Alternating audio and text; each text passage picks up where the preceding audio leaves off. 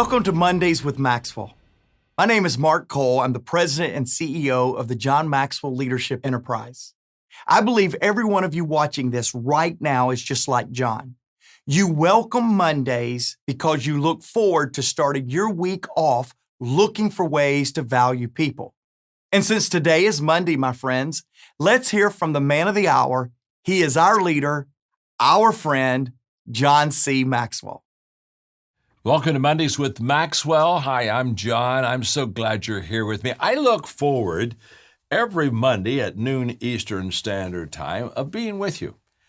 And this is again in our best advice series. And as you know, one Monday I give you some of my best advice. And then I go to some friends of mine that are highly successful and I share with you their best advice. And today I'm so excited because I'm going to bring to you and to your attention two beautiful, wonderful, close friends of mine, Brad and Julie Duncan. And these two people are just absolutely good friends, life changers. They've been in business for over 40 years now, and they have one of the largest direct marketing companies in America, that's for sure. And when I'm with them, they're so optimistic, they're so tenacious, they're so fun. I mean, when you're with Brad and Julie, you're going to have a blast. You're going to laugh. Here's the word I like for Brad and Julie. They're contagious. They make you, when you're with them, just want to be with them. And they have literally made generosity their growth strategy. And I sat down, we had dinner one night. We had a 3.5-hour dinner. And I just talked to them. I said, I do best advice. I want to share you and let the people know about what you are and who you are. Give me the best advice. And they did. And by the way, they give best advice to literally thousands and thousands of people. They are truly great leaders. And in just a moment, I'm going to give you their best advice. But we always have Andrew to deal with in the studio. There's always Andrew, and he always says, well, John, I've got some more advice for the people. You know what I found out about Andrew? He never runs out of advice, but he's always funny. He's just, and so, I mean, I'm ready to kind of bring Brad and Julie into the mix. Right there on the teleprompter, he's got one of his best advice for you, and it's pretty good too, so I'm going to give it to you. Now, this is from Andrew. Here's Andrew's best advice. By the way, Andrew, maybe when we're done with this series, you ought to do a book on best advice, kind of like humor. You know what I'm saying? And here's what Andrew says: an apple a day keeps anyone away if you throw it hard enough. Oh, Andrew, I'm not sure that's exactly what the doctor meant, but I like your advice anyway. So let's go to Brad and Julie Duncan. Here's what they shared with me that evening that I want to pass on to you. They shared with me that how we view things is how we do things. An evening with Brad and Julie was an evening about perspective. Here's what I know. What we believe about life determines how we perceive life, which determines what we receive from life. The old comedian, you're too young to know about this, but Flip Wilson was a great comedian, and he used to have this expression he would say all the time: what you see is what you get. Stephen Furtick says your perspective will either be your prison or your passport. What I'm about to share with you, the advice of Brad and Julie, has great life-changing potential for you. Trust me, at the end of our few minutes together, you will just be a little further down the road because of what these two terrific leaders shared with me that I now share with you.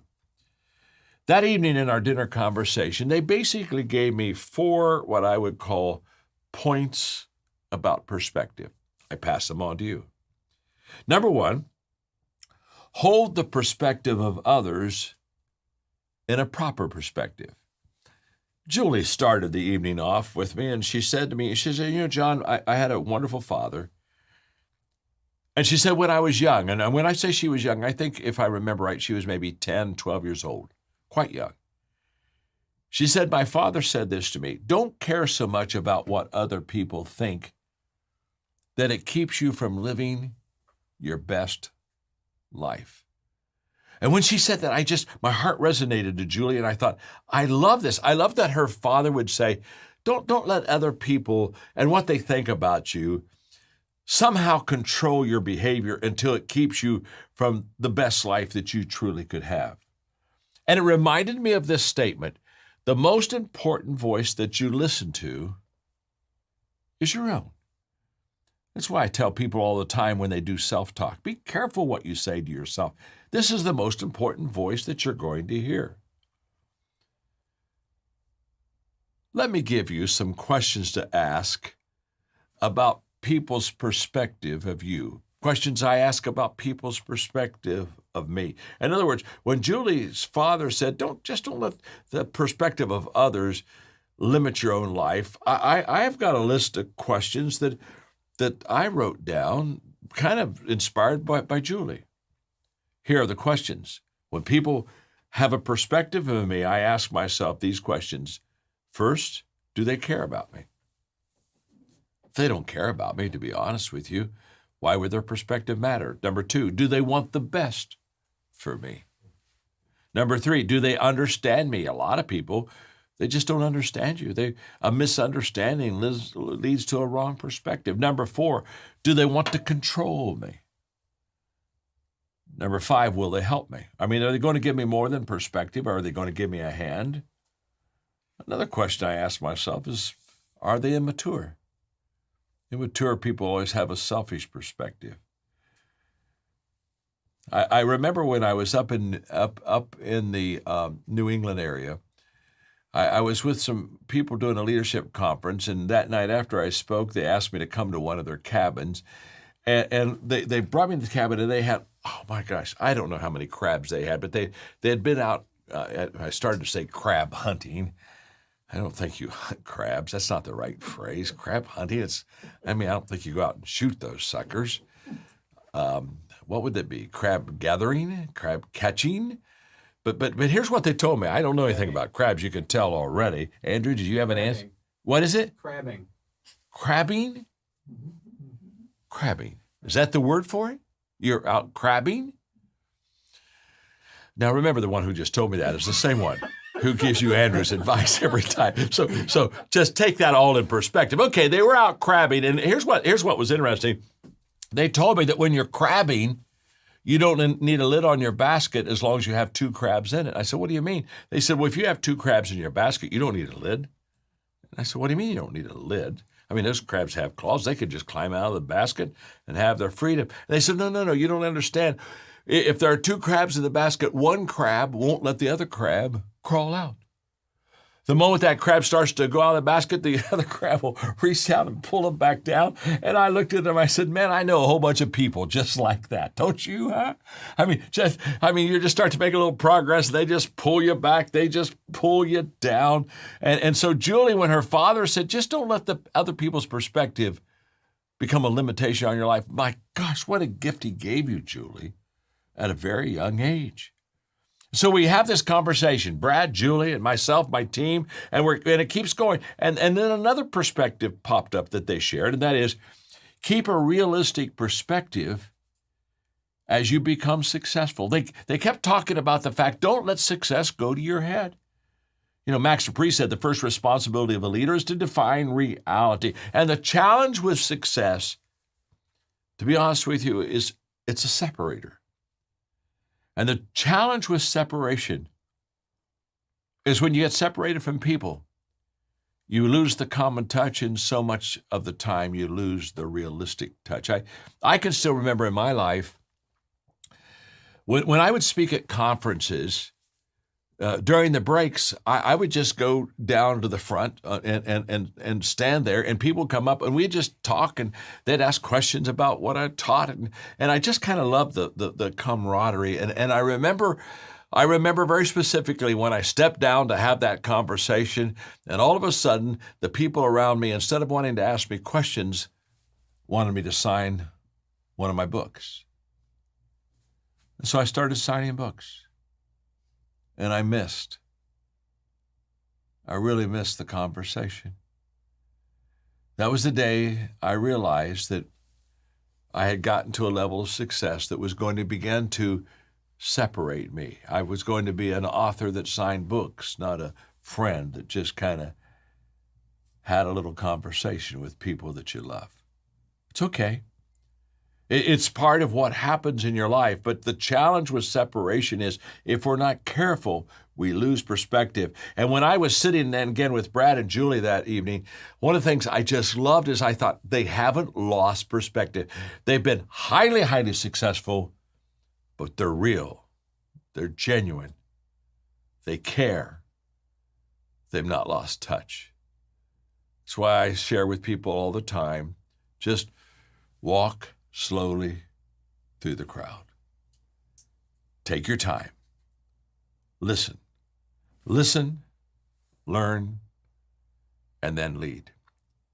The third thing that happened in that dinner conversation about perspective is that this came up also in the conversation, and as focus on the big picture when the small stuff distracts you.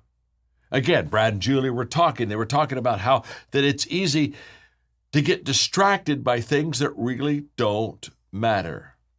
And I put this quote, as I was listening to him at the table, I put it on my iPhone, and I'm passing it on to you now, right now, because it really comes from them. Every day may not be good, but there is good in every day. You've heard me talk about what you focus on expands. And in our days, we have good days, we have bad days. I've already shared with you in a previous Monday with Maxwell that I expect to see problems. I expect to have problems. Well, what am I going to focus on? Harper Lee said, people generally see what they look for and what they listen for. It's Nehemiah. Of course, you know that I'm a person of faith. And Nehemiah was rebuilding the walls of Jerusalem, and he had distractors down there. Just what Brad and Julie were talking about, small stuff. He's trying to build a wall, and they want to kind of distract him with the small stuff. Like, hey, Nehemiah, come on down. We want to talk to you. We got some issues. We want to bring up some complaints. And Nehemiah, he says, I can't come down. I've got to stay up here. I'm building a wall. I cannot come down. That's what Brad and Julie are saying. When you're doing something great that's making a difference in people's lives, don't let the small petty stuff control your agenda, control your day. Hey, quit getting off of the wall doing something big and life-changing to try to satisfy just a few people who are never going to take the journey with you and usually just want to kind of distract you on taking your own journey.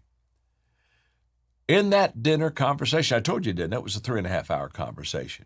And by the way, they not only taught me a lot that night about perspective, we laughed and cried. And I mean, we're still texting each other about oysters and just some conversation we had that evening that was just absolutely contagious. That's these two people. They're contagious.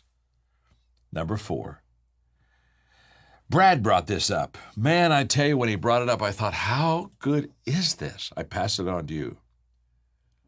Live with a values perspective. Brad got very teary when he began to talk about his father. His father's passed away. I knew his dad. His dad was very successful. His dad was a great, great man. Brad has a lot of me in him, and the fact that I won the parent lottery. He won the parent lottery. His parents are amazing. And so Brad, when we're talking about perspective, he said, let me tell you something my dad taught me. He said, my dad taught me treat people right. Brad, do the right thing for people. Treat people right. And Brad's dad was a very successful business person, but he was more important, he was a very successful person. And so I pressed him. I said, well, when your dad said, treat people right, what did he mean? And then he gave this expression, and I'm reading this because I don't want to miss it because it was so good. He said, my dad taught me, don't do what is best, do what is right. Wow. So my dad said, treat people right. Not just treat people best, treat people right. So I pulled it out. Come on, Brad. Teach me some more. Give me some more. And Julie's jumping in there, kind of helping. And he said to me, best is subjective. In other words, he said, what maybe is best for me maybe isn't best for you at all. So he said, I don't always try to do what is best because that could be very personal, could be very subjective. But he said, right aligns with good values. He said, if you align your behavior with good values, then everybody wins in it. And I thought, wow, I love this distinction. Don't try to do the best. Just try to do what's right. You know, Teddy Roosevelt said, in any decision, the best thing to do is the right thing to do.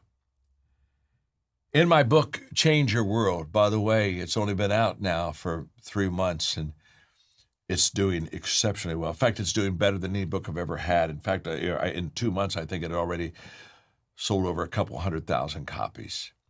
And in my book, Change Your World, I talk about the value of values, and I close with this, that when the Enron 2001, when corporations started messing up and started being people that the people of the companies couldn't trust, there began to be just an ethical collapse in corporate America. And Time Warner, my publisher, asked me to write a book on business ethics. I said, I can't do it. And they said, why? I said, because there's no such thing as business ethics. There's just ethics. And if you got ethics, it works in business. Oh, happy day. And the challenge was for me to write a book that would help people do the right thing. And so I wrote it on the golden rule. Treat others as you want to be treated. Sounds like Brad's daughter. It sounds like Brad's father. Treat people right. I can tell you that was a beautiful change in my life because all of a sudden I understood that if you live and learn good values, you have an inner change that the law can never reach or touch. And I just, as I closed my evening with Brad and Julie, I said to myself, these are wise leaders, and they understand that the 4 perspectives they gave me that night was such solid advice. I mean, take these 4 and chew on them for a couple of days. Live them, practice them. Trust me, Brad and Julie helped us see things in a better and a different way. Thanks for being with me today on Monday with Maxwell. See you next week, 12 Monday, Eastern Standard Time. And now, let me introduce to you one of our coaches. Hi, John Maxwell here, and I'm with Anita Dahlstrom, one of our John Maxwell Team coaches. I want you to hear her story. Really, Anita joined with her husband, and they became, this is very common. Husband and wives a lot of times join our John Maxwell Team. And then Anita and her husband were very, very successful. Then just recently, her husband passed away. And so I asked her how she was doing, and she's a trooper. She's doing good. But Anita, we're so glad that you're part of the team, and we know your husband was a very vital part of our team. He's still here with me. He's still with you. Absolutely. Hey, you haven't lost him. You know right where he is, don't you? Huh? This is my heart. Right in your heart. That's beautiful. With the Lord, we're good. Anita, so tell me what it was like before you and your husband joined, and give us just a glimpse. Okay. Just briefly, I left corporate America in 2014. After 30 years plus, I started at the age of 5, so let me be clear. And we believe that, too. Yeah, we believe 30 that. plus years in corporate America, in Fortune 50s and 400s. I was working in restaurant management in the beginning, multi-unit leadership later on, transitioned and ended up being a chief HR officer in the C-suite with the full intention of having my own business and focusing on my passion. So I left in 2014 and formed my own company at the time for leadership consulting so I could focus on culture and values, executive coaching, and training. 2014, you probably remember, you were recognized by the American Management Association and by Inc. magazine. And I have my eyes out, like I have to add to my portfolio, like who out there has material that I want to have licensed content that I can use? Come on. Yeah, #1 leadership expert and #1 business person by Inc. magazine, the AMA. And that was like, okay, I need to check out John's organization. And so in 2015, I was doing my homework and my business was going. Bruce joined the business in 2016. It was going well. I just needed more stuff in my toolkit. Sure. Not calling it stuff. Yeah, no, you needed more tools on your toolkit. I needed more tools. Yeah, sure. And your name, 21 Laws of Leadership, the Irrefutable Laws, I got New Year's Eve in 1999 when I made the move from operations to the corporate offices. Sure. And it became my to-go book. It was the book that I went to, and the wavelengths, the resonating of how I believed in being a manager and a leader were grounded by you. So I joined the team. Oh my gosh! So now that you've joined the team, have we improved your life? Have we helped you? Have we lifted you? Tell me. You think? I think we have. A little? Yeah, a whole little lot. bit. A little bit. A whole lot. You know, and a couple of things. When I joined the team, to be really honest, my only intention was to have access to your licensed content. Sure. I was going to put it in my toolkit, and I use that actually as an extra offering for my client groups, Sure. typically CEOs and their teams. Mm-hmm. And Makes sense. Yeah, well, here's what I found. The CEOs and the leaders who knew you, who were students of you, and there are many of them, were like, oh my gosh, and you had John Maxwell too. I'm like, absolutely, and I can get on calls with his team. So that added to my business. And then there's the CEOs who didn't know your books, but knew your name.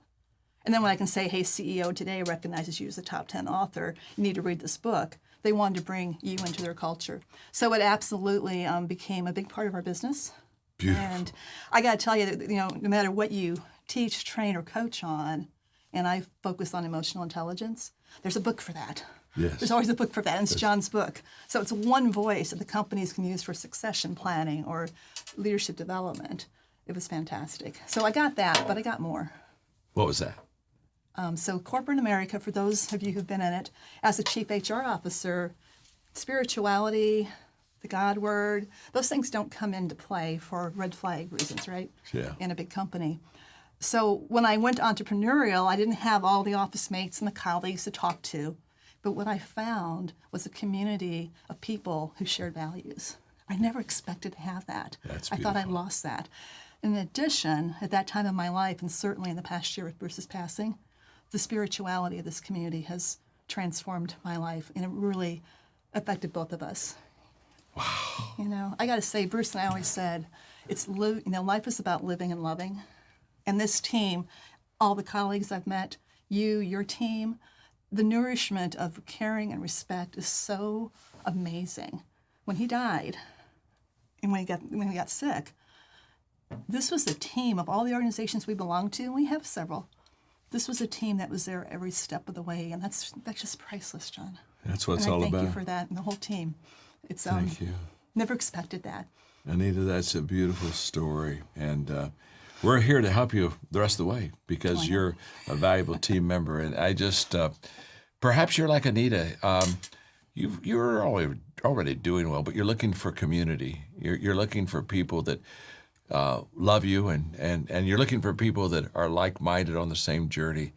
If you're just kind of hungry to find some new friends that are just going to be more than friends to you, they're going to be colleagues that'll help you really build your life and your business, then just think about the John Maxwell team. In fact, today, why don't you call one of our representatives and see what we can do maybe to help you like we've helped Anita. So now we see there is good advice and Andrew advice. Let's call that unadvice.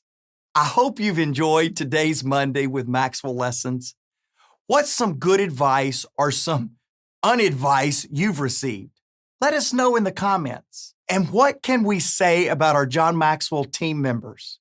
Every day, they look for ways to lead in and live out Maxwell leadership principles and philosophies. We're so grateful for the John Maxwell team. Each week, we'll feature a member or mentor from our team who will share their story and their journey with you. Why? Because we want you to see the real stories of difference makers, of value multipliers, and of possibilists. If you want to learn how you too can join John's team of difference makers, go to mondayswithmaxwell.com. Let me say that again. It's Mondays, plural, mondayswithmaxwell.com. Let us know how you saw Mondays with Maxwell and how you want to make a difference. Thank you again for watching today. We'll see you next week for another episode of Mondays with Maxwell.